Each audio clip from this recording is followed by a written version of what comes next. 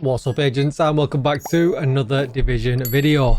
Core blimey, you guys have had your breakfast this morning, haven't you? Talk about being feisty in my comments in the last video. So I thought I would make a part 2 of that video because there was part of the messaging that seemed to have gone astray, or maybe I just don't speak good English. That's highly likely the case.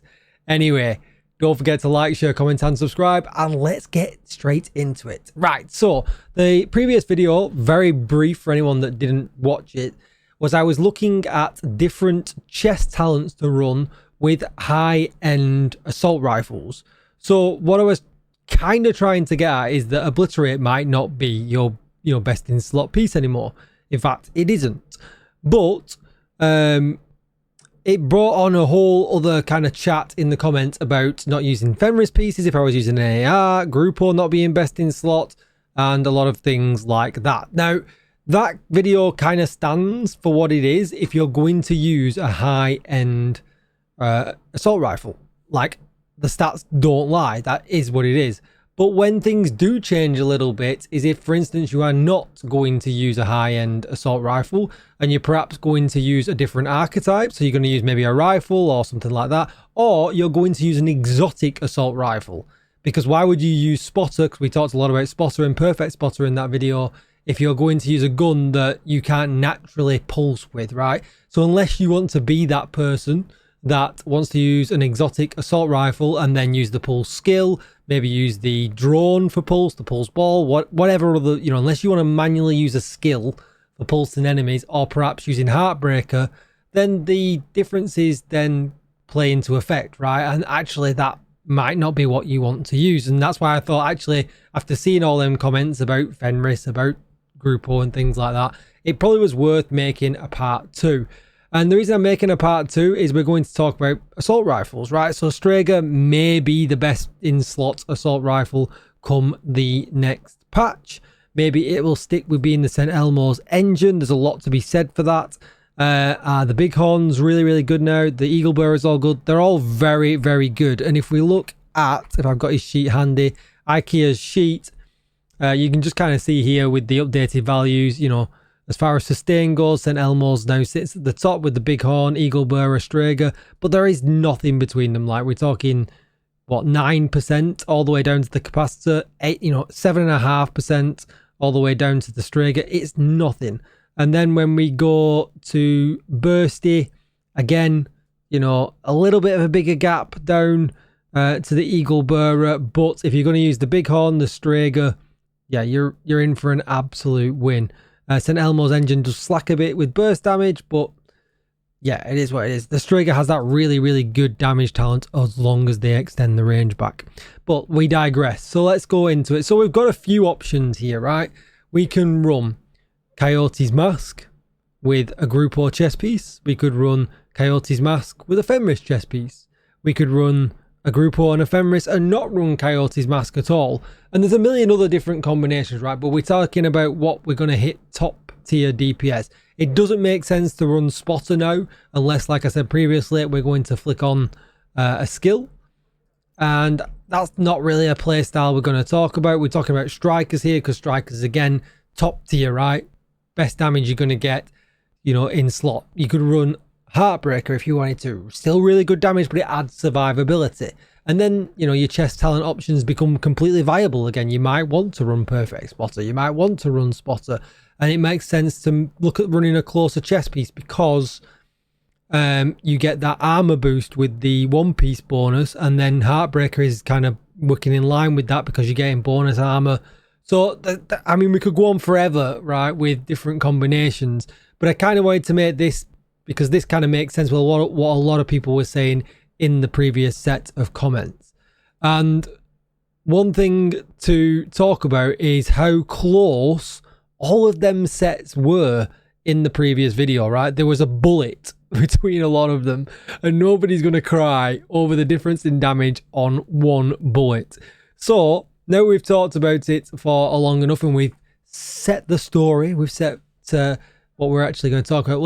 I'm just going to throw all of the values up. I don't know how well you can see these, especially if you're looking on a phone or whatever. But one assumption I have played into, and it's the same assumption that I played into with the last video, is that you're in the 15 to 25 meter range for the 10% critical hit damage and 10% critical hit chance bonus. Obviously, that's going to change if you're playing up close and personal, if you're playing at long range, depending on if you're using the new modifiers and whatever else. That is going to change. So you might want to adapt what I'm going to say to that. If you're more of a within 15 meters kind of player, then one of the other loadouts might work out better for you, and I'll explain why in just a second. So you can see here at the top, we've got Strikers, Obliterate, Fenris, Grupo, 57 crit chance and 111 critical hit damage. I think that's what I've got on right now, right? This is exactly what I've got on right now. It was the last one that I got. There's no bonuses to anything like that, no being in and out of range or anything like that. And you can just kind of see here the burst DPS 11090. If for people that can't read, 000 because it's on a phone or whatever, they can't see the number, it's too small. And the sustained DPS 7397772. Right, all right, great. So let's think about running Strikers, Obliterate, Coyote, Grupo, 60 crit chance, 133 critical hit damage. Now this is the one I always favour because the Grupo chest you can use with a rifle, you can use with an LMG, you can use with whatever, and there is a tiny amount of difference with, you know, how you get the 15 critical hit damage over any of the other sets. So Fenris giving you 10%. Assault rifle damage, for instance. Walker Harris only gives you 5, for instance, but then there's the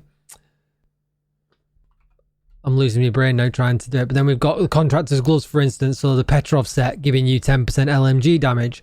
Or then we've got, for instance, the Overlord set giving you 10% rifle damage. So you might, you know, obviously think about running them chest pieces, but you've all of a sudden you're filling up your stash. So this is why I always favour the Grupo one, because as you can see here, we got 11,365, but if we compare it to the Fenris one, which is just below, it's 11,496. And this is taking into account the nerf that Grupo has just had. So obviously you can kind of see the, you know, the difference here, that obviously the Strikers, Obliterate, Coyote, Fenris now wins out, right? It's clear, it's crystal clear, it absolutely wins out in this situation because we're not having to bother about pulse. We just want Obliterate, we just want nothing else but damage, and we're going to use an exotic, you know, assault rifle, which probably most of us are. We're probably going to stick with St. Elmo, or we're probably going to use Strager, depending on, you know, what we're doing at the time in the game. I think Eagle Burr is even in with the shout here as well, because of weapon handling that calms it down in the Strikers set. But it absolutely wins out to run a Fenris chest with an assault rifle here now with these numbers. You can see here, Strikers, Obliterate, Coyote, Fenris, 11,496, 327 for burst DPS. And then with the Grupo, 11,365, right? So 150-ish K difference. There is no difference whatsoever. Again, it's down to half a bullet's worth of damage. There is zero difference whatsoever. So obviously then if you were switching to a rifle, you was using an M1A or something like that, you would just use the Grupo chest, right? You don't need to have 2 chests when you can just have 1 for the sake of half a bullet's worth of damage. So if you want to absolutely min-max to the teeth, Obliterate, Coyote, Fenris is going to absolutely win out, because don't forget as well, big fan of Coyote because it buffs the rest of the team as well. Especially if multiple people run Coyote. This has been a group, you know, setting thing for a long time when raids were hard. You know, 3 Coyote masks, please. Like, so you had every single bonus, you know, for the maximum amount of damage. So yeah, everything, you know, that people were saying in my comments in the previous video were absolutely valid, but only when we look at it in this way around, because we're not utilizing spotter. We don't need to be able to pulse. We don't need to be able to run technician. We can get the benefits of running gunner here also, because you get a 5% rate of fire increase on a kill when you're running gunner, which, well, that's not even included, you know, in these numbers here. So yeah, so this, I mean, maybe I should have done all this in one video, right? But that video would have been like 20 minutes long, 30 minutes long, and no one likes a long video. But this was great. So thank you to everybody that's commented on that video.